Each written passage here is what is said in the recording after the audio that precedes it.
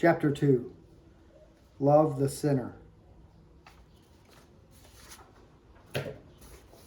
She said, "You aren't old. You're perfect." I don't think she will believe that for long.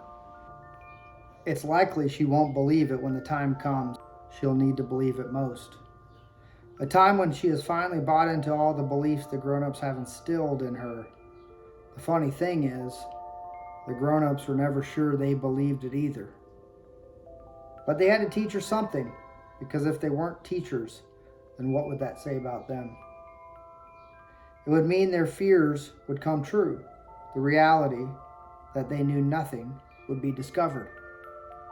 So they grow old.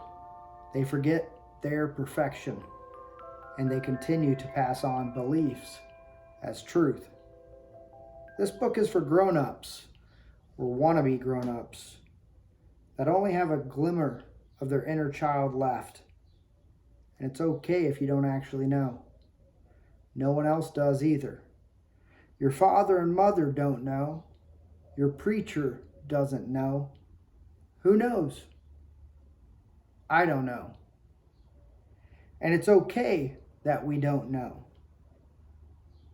This book is also for the children that will one day become grown-ups. Learn whatever the current grown-ups teach you, but hold it lightly, because it will never be absolutely true. The only thing that can be absolutely true is that you are perfect. Jesus said you can sum up the entire law with the following commandments. Love the Lord your God. Love your neighbor as yourself. Hate the gays. And consider other ethnic groups inherently less than your group.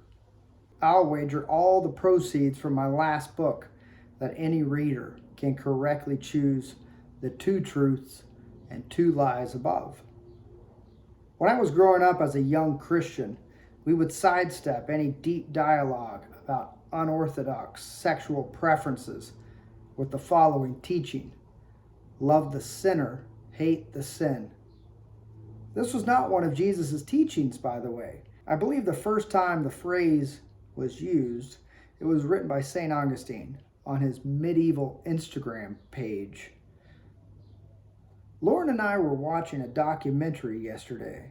A music teacher was talking about how hard it was for him growing up as a young gay man in America during the middle of the 20th century.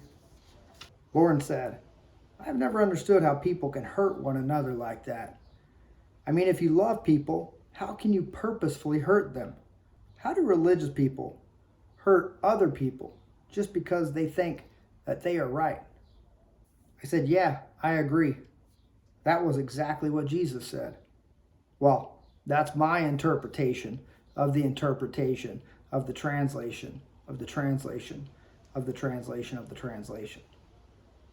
Then I proceeded to look up the scripture in which Jesus was saying the thing about loving others. I backed up to the part where the religious leaders were asking Jesus questions. I told Lauren that these douchebags were always throwing around riddle-like questions with no real correct answers to try to make Jesus look like the village idiot. If they only realized how powerful idiots are. We had a long discussion about what Jesus did and said, and how years later his teachings were concretized only to be disputed and fought over, like the will of a wealthy deceased parent. In the beginning, before they were written down, I imagine the teachings of Jesus were much simpler. Say a random, ordinary person was suffering, caught up in an illusory, sinful life, and happened to cross paths with a Jesus-like sage. This is still happening today, but it doesn't catch the attention of those with the answer. Because if you have the answer, what's left to ponder? Whatever is said or experienced between the sage and the sufferer frees the sufferer, at least temporarily. Then they go their separate ways. Somehow, though, when the liberating exchange gets transcribed and translated and interpreted for the masses and gets passed down across cultures It gets convoluted. The experience then becomes a rule to be held over people and to be fought over. The division of right and wrong is reestablished and is used to prey on the suffering. This brings us back to our contemporary thinking. Love the sinner, hate the sin. Sin, as we were taught in Bible class, meant to miss the mark. Actually, we didn't learn this definition until later. Prior to this, we thought of sin as the bad stuff we did because of a certain someone we called, Satan?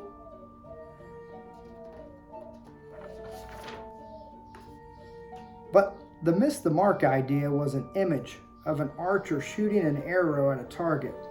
Instead of hitting the bullseye, he hit another human between the eyes on purpose. That's the way I thought of it, because just missing the bullseye doesn't really seem like that big of a deal, and sin always seemed like a pretty big deal, mine and everyone else's. Maybe Jesus thought of it more like, not a big deal. I don't think Jesus was as concerned with sin as he was with manifesting the love of God. After college, I journeyed throughout the spectrum of churches. It was kind of like exploring multiple dimensions or the Spider-Verse, but instead of being a superhero, I was just an evangelical, curious about his own faith. Very anticlimactic. Prior to broadening the scope of my search when I was still in college, I was only just beginning to dip my toes into church congregations that were brave enough to use instruments. I remember one particular night when I was worshiping interdenominationally with other Christians that liked guitars and drums. We were really getting fired up for Jesus, like really fired up. We became so overwhelmed with what we thought was the love of God, but in reality it's more like a mob looter emotional overdrive gear we were in, that we took to the streets. After all, it was 9 p.m. on a Thursday night, and we were well aware that this was college night at the bars. We were righteous zealots gathered outside a well-known bar the college kids frequented, and we each picked up stones. Just kidding. Instead of stones, we threw songs at them. Jesus songs. That was the first and final night of my street ministry. However, I have been on the other side of a zealous street ministry, but that came years later. Back to my after-college church exploration.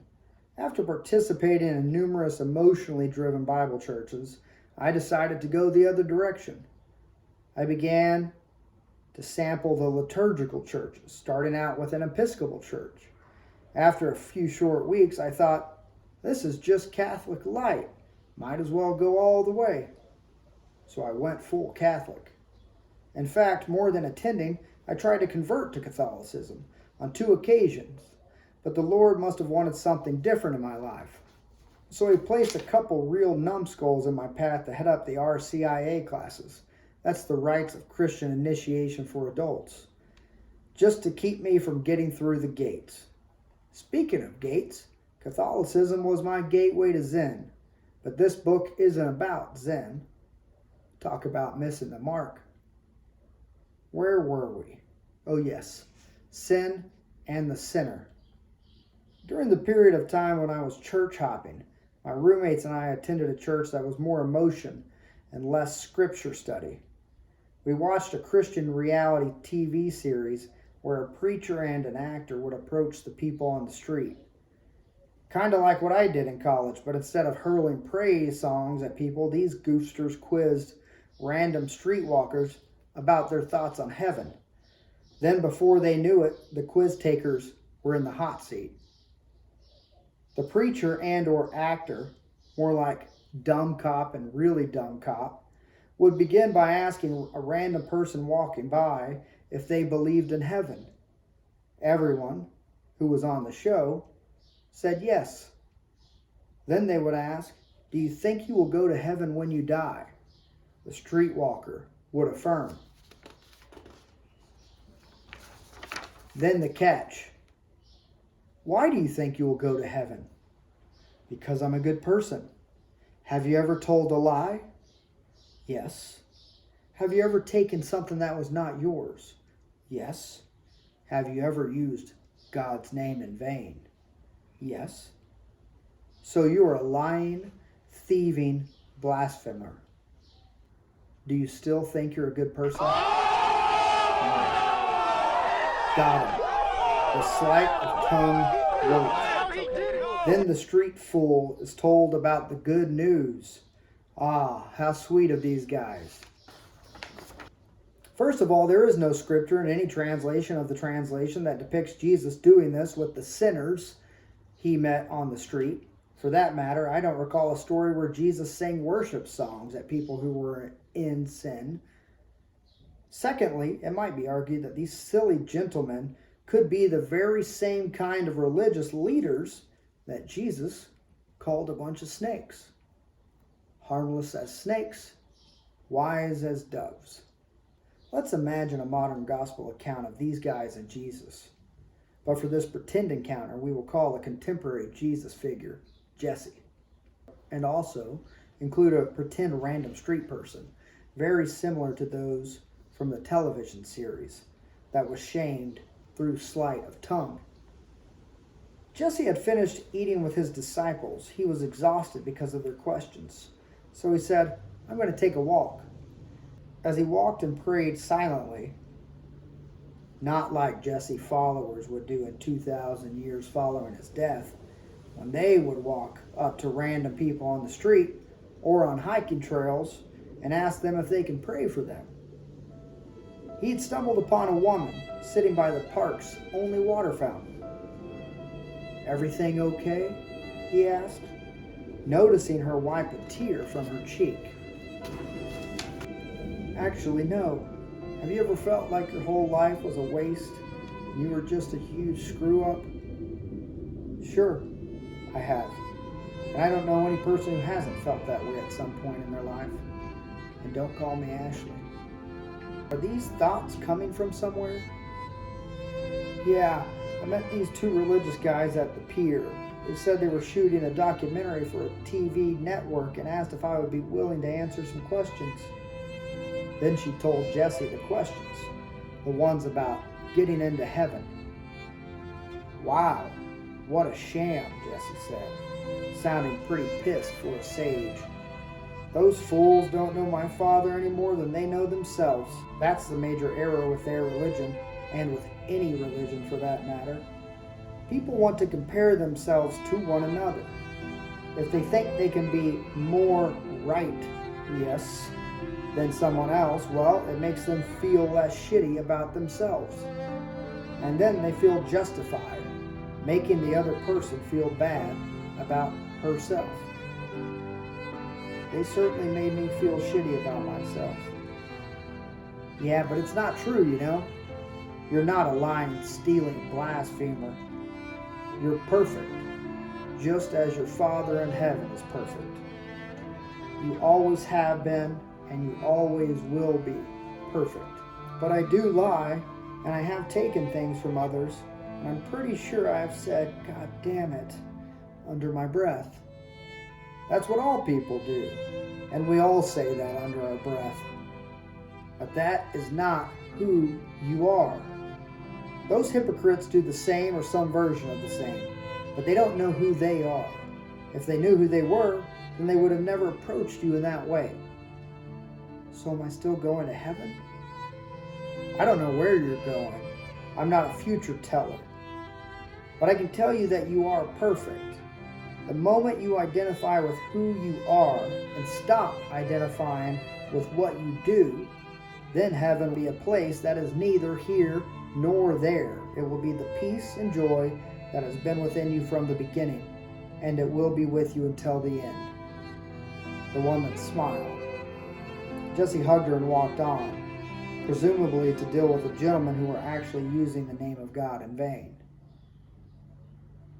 Sin is living out an error in self-perception. It's not a behavior. It's not something a person does. But before we can understand how this came to be misunderstood, we have to look at the function of rules.